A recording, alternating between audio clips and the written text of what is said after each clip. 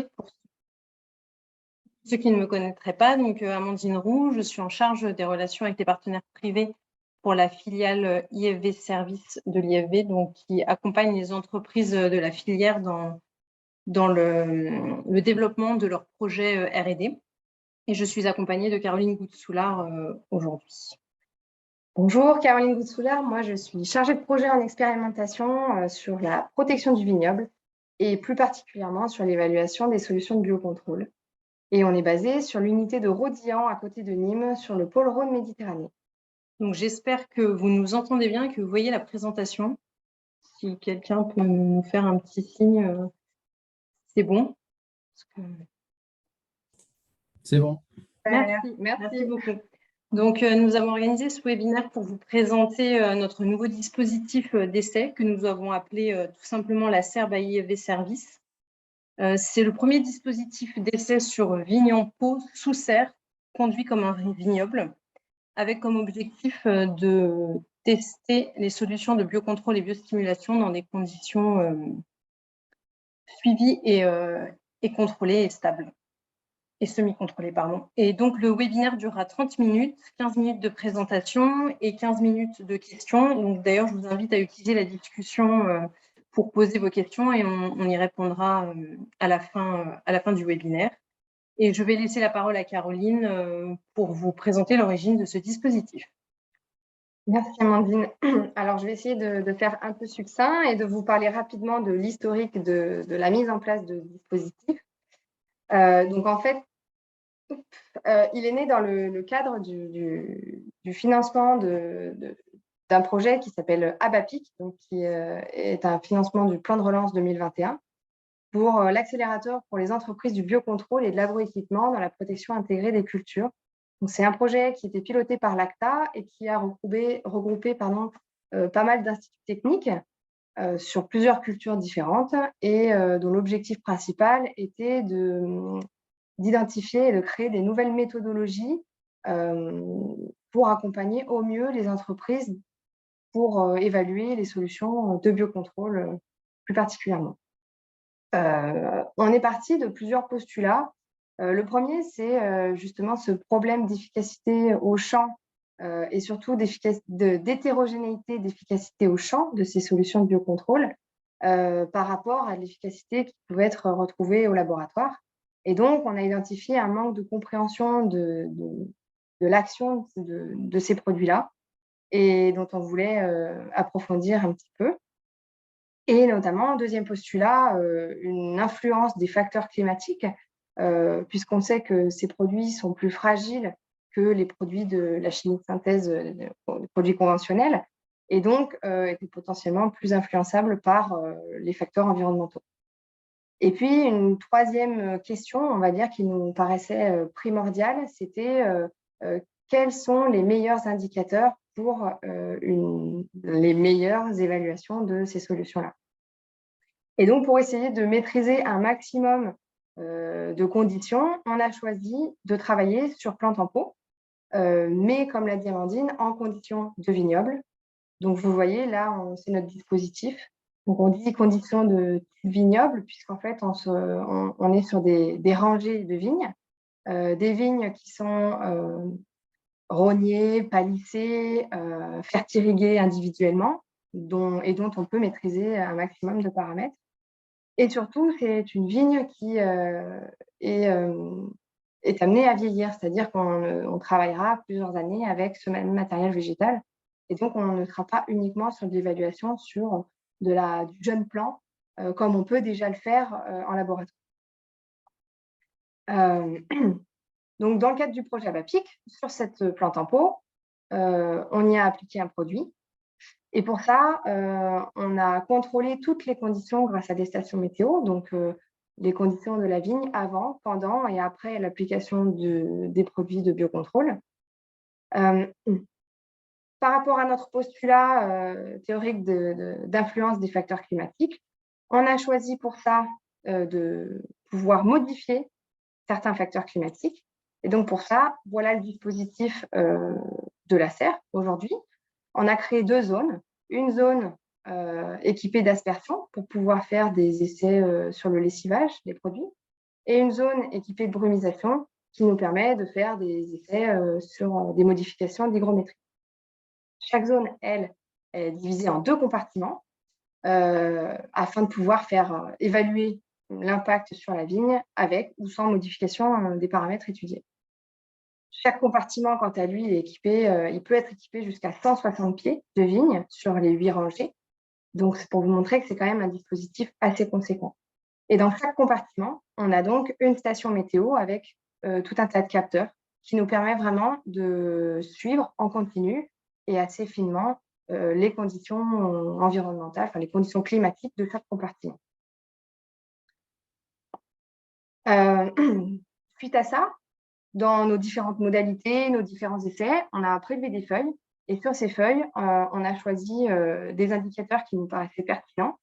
Donc, tout d'abord, premier indicateur étudié, c'était les pathotests, avec des inoculations mildiou au laboratoire, puisque la serre en elle-même est saine de pathogènes. Puis, un indicateur plutôt axé sur les micro-organismes, avec la méthode développée en interne, une méthode à base de PCR pour identifier la présence ou l'absence de micro-organismes. Et enfin, un autre indicateur, c'est la carte FTA. Donc, c'est une méthode développée par nos partenaires VG-Police Vallée, qui est en fait de la QPCR et qui permet d'analyser les gènes de défense. Et donc, on a utilisé cet indicateur pour les stimulateurs de défense des plantes. Toutes ces étapes, dans le cadre du projet, nous ont permis aujourd'hui de valider nos méthodologies et de pouvoir répondre à ces différents postulats de base. Et donc, c'est pour ça qu'aujourd'hui, je vous propose ce dispositif pour vous accompagner et évaluer vos produits d'une façon un peu plus fine, finalement, que ce qu'on peut faire demain au plein champ. Je vais laisser la parole à Amandine pour vous présenter un peu les essais qu'on peut faire avec vous par la suite. Merci Caroline pour ces explications. Donc, je vais vous présenter les dispositifs qu'on met à votre disposition dès le printemps 2023. Donc, un dispositif biocontrôle et un dispositif biostimulation. Donc, par rapport au dispositif biocontrôle, il sera axé pour le moment uniquement sur le mildiou, avec comme première étape l'application des produits de biocontrôle donc sous la serre, avec la possibilité de faire varier le volume de bouillie et donc d'évaluer l'efficacité des produits de biocontrôle en fonction du volume de bouillie appliqué. Et donc, au niveau efficacité, la possibilité, l'idée, c'est de faire donc les pathotests en laboratoire et de pouvoir ajouter les autres indicateurs, comme expliqué par Caroline, en fonction du type de produit, c'est-à-dire pour des produits type SDP, d'ajouter la carte FTA ou pour les produits à base de micro-organismes, le test PCR. Donc, ce premier type d'essai est réalisé sans variation de conditions climatiques. Et comme vous pouvez l'imaginer, et je pense que vous l'avez compris, un des premiers facteurs climatiques qu'on peut faire bouger, c'est l'hygrométrie. Donc, tester les produits de biocontrôle avec une hygrométrie naturelle donc sous la serre et une hygrométrie contrôlée élevée autour des 80%. Et donc, réaliser ensuite les pathotests en laboratoire pour évaluer l'efficacité en fonction de ces deux paramètres d'hygrométrie.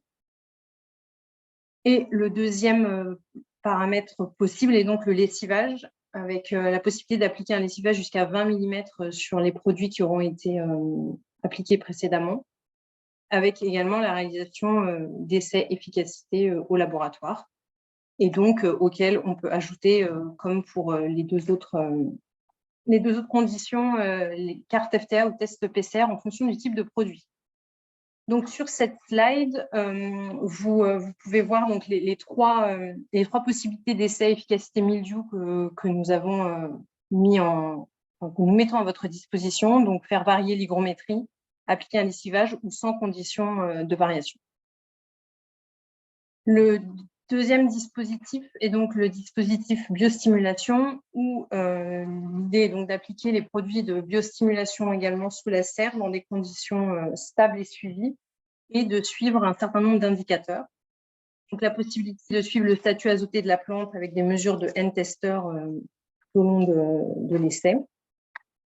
Le suivi en temps réel de la dynamique d'assimilation de la vigne avec des analyses spéciolaires. Et également, en fonction du type de produit, la possibilité de faire des cartes FTA également pour voir les activations de gènes. Donc, ce type d'essai peut être réalisé plutôt en saison, vu que c'est sous la serre, avec 1 mois d'avance à peu près. Donc, l'idée est de faire les premiers essais au mois de mars. Et donc, si vous êtes intéressé, les protocoles devraient être finalisés en fin d'année pour une mise en place au plus tôt sous la serre. Donc, nous pensons vraiment que ces dispositifs sont un complément très intéressant des expérimentations qui sont déjà réalisées au champ pour comprendre le fonctionnement des biocontrôles et leurs conditions d'application, toujours dans l'objectif d'optimiser leurs efficacités.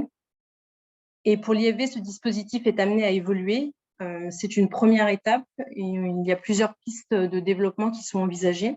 Je vais d'ailleurs laisser le mot de la fin à Caroline pour ces perspectives-là, et je vous remercie en tout cas de votre attention et on se retrouve pour les questions. Merci.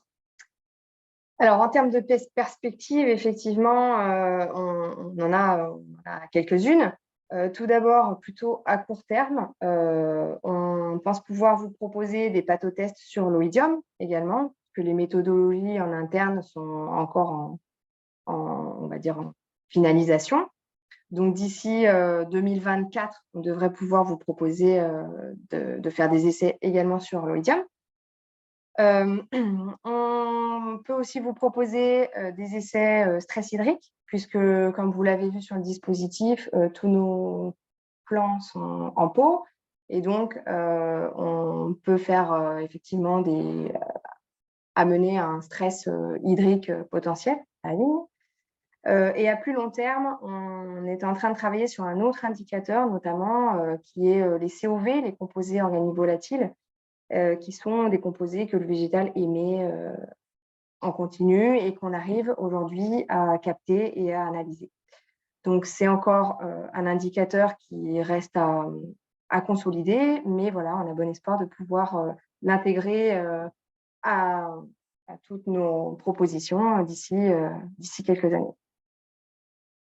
Voilà, je vous remercie. On reste à votre disposition pour échanger sur le quart d'heure à venir. Et puis voilà. Merci. Merci. Alors, on va regarder dans le chat si vous avez déjà des questions.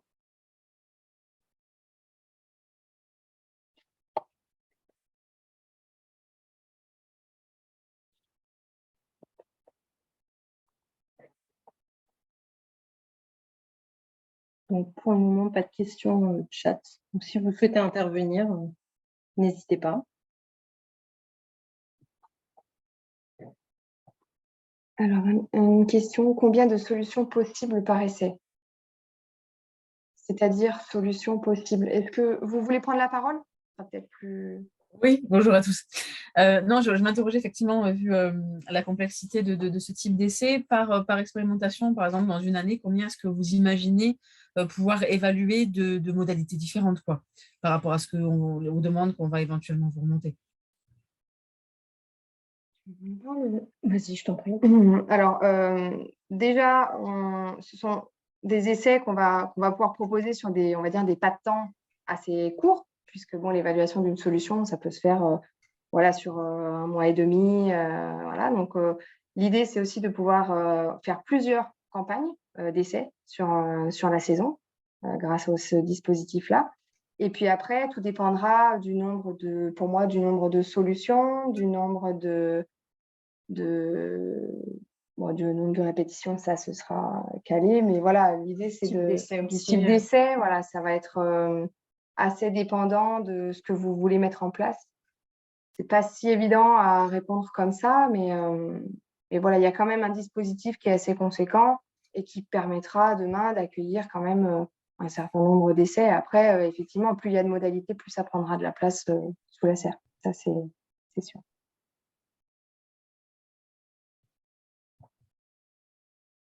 On a une deuxième question. Envisagez-vous de faire des essais de désherbage biocontrôle? Alors, non, ce n'est pas quelque chose qu'on a parlé. Sous la serre, non, c'est sur des plantes en pot. C'est vrai que non, ce n'est pas quelque chose qu'on avait prévu. Alors, combien de pieds par modalité? Alors, pour le nombre de pieds, en fait, chaque pied peut être une répétition, surtout quand on fait de la génétique, notamment. Donc, pour le coup, on peut faire un pied, une répétition. Donc, ça permet d'avoir un dispositif plus, comment dire, fiable dans la statistique aussi. Et puis de pouvoir écarter des pieds qui éventuellement voilà, dépérissent ou ce genre de choses. Après, tac, quel type de biostimulant? Foliaire, sol. Pour moi, les 2 peuvent être faisables. Ouais, Je pense qu'on est quand même plutôt pour ma part sur des systèmes foliaires que sol, compte tenu du fait qu'on est quand même en pente en pot et donc sur un substrat donc, qui ne représente quand même pas un sol viticole en tant que tel. Donc ça me semble un peu plus complexe d'envisager une évaluation d'un produit au sol. Merci Eric. Substrat utilisé. Quel type de substrat utiliser? C'est un terreau unique enfin, c'est le même terreau pour tous les plants. Donc, pour le coup, on n'a aucune variation entre tous nos plants sous la serre. C'est un terreau utilisé pour viticulture, horticulture sous serre. Alors, au niveau européen, il y a 4 revendications. Est-ce que vous allez travailler sur les 4? Est-ce que vous voulez détailler? Si vous voulez prendre la parole. Le problème, excusez-moi, le problème, c'est que je suis à l'aéroport. Ok. Donc, c'est pas très pratique. Oui, non, ce que je voulais savoir, en fait, c'est, vous parlez de stress hydrique, etc. Au niveau européen, on a quand même 4 revendications qui vont être, qui sont depuis 16 juillet reconnues et qui vont participer au marquage CE.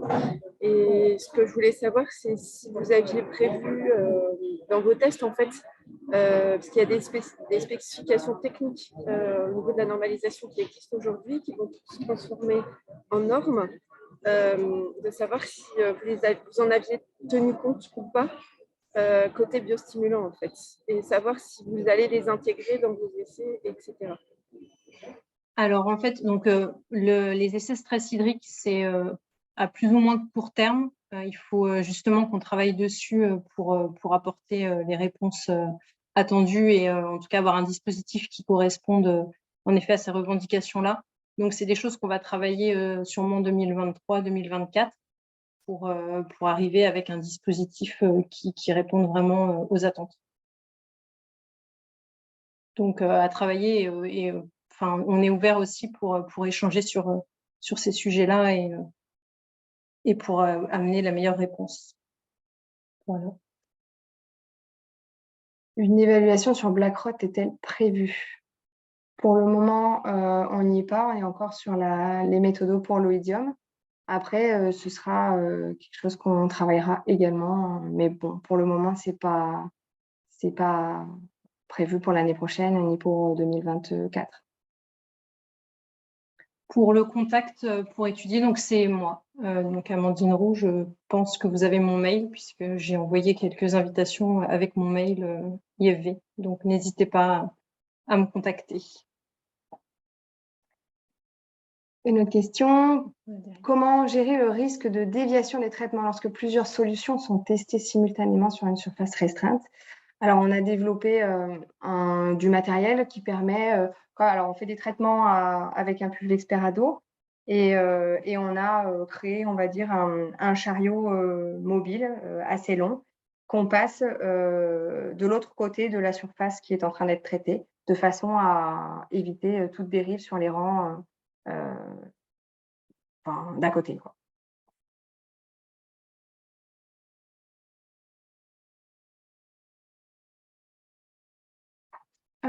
Alors oui, par rapport au plan réutilisé plusieurs fois, en effet, l'idée n'est pas d'utiliser les mêmes plans en fonction des produits qui seront appliqués pour justement éviter ces effets long terme. pense que Caroline était… Ouais, attends, je lis. De toute façon, si les plans sont réutilisés, on a prévu on l'a fait cette année d'ailleurs sur 2 séquences successives et on laisse un temps suffisamment long entre les 2 utilisations des plans sur 2 périodes différentes et on fait un test préalable pour vérifier qu'il y a une homogénéité des plans malgré ce qu'ils ont pu subir 2 mois ou 3 mois précédemment. L'objectif étant bien, quand même, dans ce dispositif, de travailler sur des plans dits âgés, c'est-à-dire qu'on n'est pas en train de remettre en pot des plans tous les ans. On essaie de garder des plans pour essayer de se rapprocher, comme le présentait Amandine au départ, une vigne avec un port végétatif et voir la mise à fruit, floraison et mise à fruit possible sur ces plants. Donc, on va forcément garder ces plants 2 ou 3 ans. Je pense que sous serre, on ne sera pas en mesure de les garder 10 ans, mais 2 ou 3 ans, on va essayer de les conserver pour garder un système un peu plus développé avec du bois à outer et pas uniquement des greffés soudés qui sont mis en terre et une évaluation sur 12 feuilles une fois qu'ils ont commencé à pousser.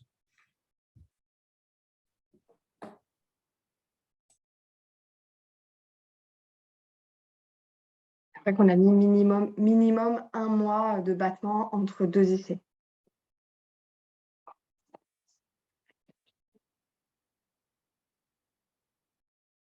Les volumes d'application qu'on peut tester se situent entre… alors là, on a fait beaucoup d'essais entre 100 et 200 litres hectares, mais on pourrait monter jusqu'à… on pourrait imaginer du 600 litres hectares, c'est faisable.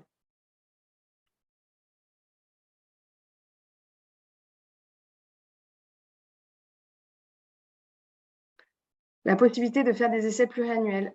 Oui, on peut faire. Là, on en a déjà fait. Cette année, au mois de mai-juin, et on en a fait d'autres au mois de septembre.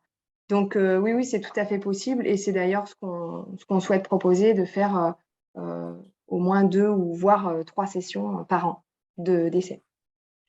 Je pense juste que la Ah, question pardon, des essais pluriannuels Oui, sur je pense que la plusieurs années, question je était pense. plus… Oui, c'est ça, oui. Pardon. Oui, Oui, après, oui, c'est possible. La limite des essais pluriannuels, c'est qu'on risque de ne pas arriver, si on fait sur un cycle complet, de contrôler toutes les maladies qu'avec des biocontrôles. Donc, on serait plus sur 1 ou 2 applications de biocontrôle pour induire des effets dans la plante. Mais sur le reste de la saison, on sera obligé sans doute de protéger avec des produits plus conventionnels les plantes. Donc, il n'est pas sûr qu'on ait réellement la capacité de suivre un effet pluriannuel du biocontrôle appliqué. Eric, merci pour ta réponse. Je faisais plus référence à la biostimulation et à l'utilisation répétée d'un même biostimulant sur plusieurs années et plusieurs cycles, et de voir s'il pouvait y avoir un impact sur la vigne. Ça, c'est tout à fait possible. Ouais.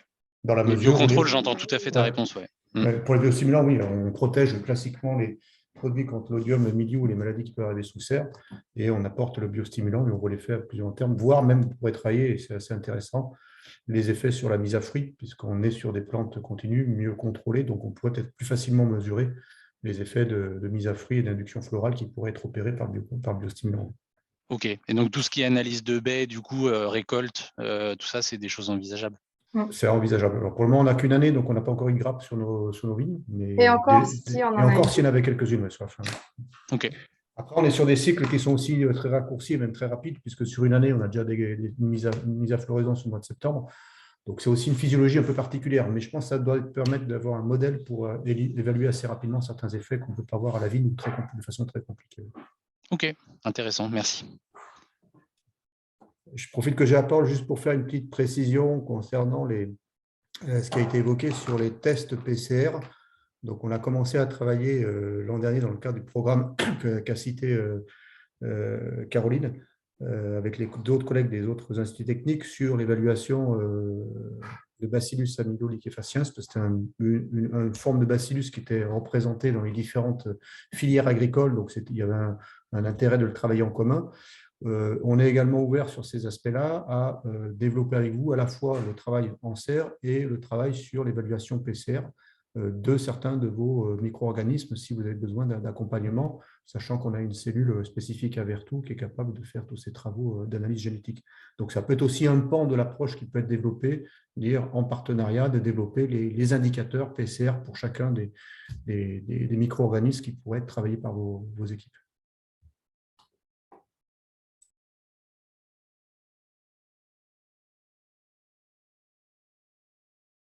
La question des cépages. Alors, dans le cadre du projet Abapic, on a choisi de travailler sur plusieurs cépages pour évaluer la réponse variétale liée aux produits de biocontrôle.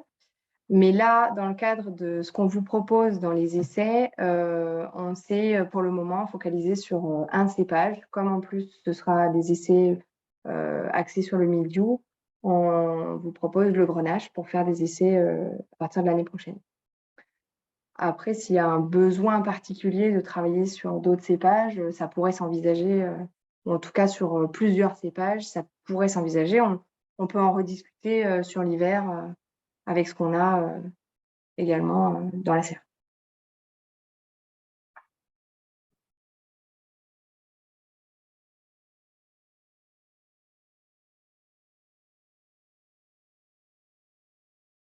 S'il y a quelques dernières questions, c'est 58. On a encore 2 petites minutes.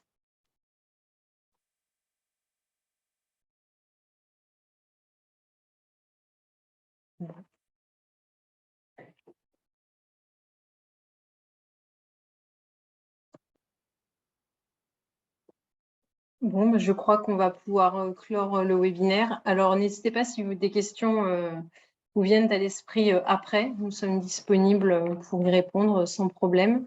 Et puis, on est à votre disposition pour échanger sur vos besoins. Voilà. Je vous souhaite une bonne fin de journée et puis à bientôt. Merci à tous. Merci.